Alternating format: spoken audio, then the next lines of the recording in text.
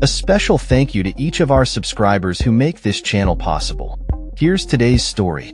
In a surprising move that has raised eyebrows across the nation, the Trump administration has announced a significant reduction in security funding for Washington, D.C., even as President Trump calls for an increased federal law enforcement presence in the city. This decision comes in response to what the president describes as uncontrollable crime levels in the capital. According to a recent grant announcement from the Federal Emergency Management Agency, FEMA, the Urban Security Fund allocated to Washington, D.C. will be slashed to $25.2 million, marking a staggering 44% decrease from the previous year. This reduction is part of a broader trend, with the Department of Homeland Security, DHS, also cutting funding for several major cities, including Chicago, New York City, Los Angeles, San Francisco, and Jersey City. However, the cut to DC's funding stands out as the most drastic among all urban areas benefiting from this program in the last fiscal year.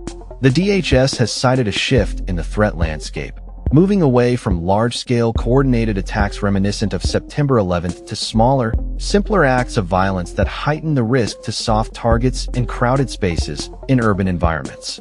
In light of recent violent incidents, including the assault of former DOJ staff member Edward Corey Stein, known as Big Balls, President Trump has directed federal law enforcement to bolster their presence in the nation's capital. Crime in Washington, D.C. is totally out of control, Trump stated on Truth Social, highlighting concerns over youth and gang violence.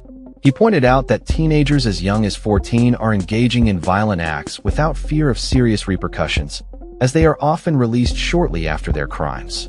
Trump has suggested changes to D.C. laws to allow for the prosecution of these young offenders as adults.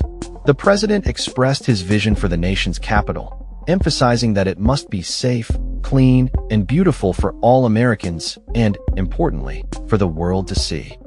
He warned that if D.C. does not take swift action to address its crime issues, the federal government may have to take control of the city to ensure law and order. This statement has sparked discussions about the balance of power between local and federal authorities in addressing crime.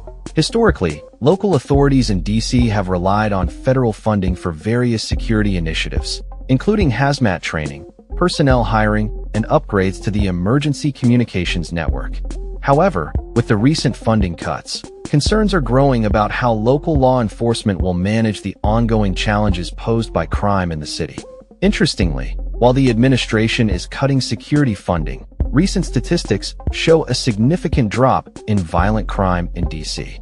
For instance, the U.S. Attorney's Office for D.C. reported a 35% decrease in violent crime incidents between 2023 and 2024, with notable declines in homicides and sexual assaults. This contradiction raises questions about the rationale behind the funding cuts and the overall strategy for enhancing public safety. The federal funding allocated to D.C. is part of a larger pool of $553.5 million available through FEMA to support cities across the United States in bolstering security measures. However, it remains unclear how much of this funding is earmarked for the National Capital Region, which encompasses D.C. and surrounding areas in Maryland and Virginia. As the Trump administration moves forward with its plans, the implications of reduced funding and increased federal law enforcement presence in D.C. will likely be felt across the city and beyond. The ongoing debate surrounding crime, funding, and public safety continues to evolve, leaving many wondering what the future holds for Washington, D.C. That's all for this story. We upload videos every day covering many different subjects, so hit that subscribe button to stay informed. Thanks for watching.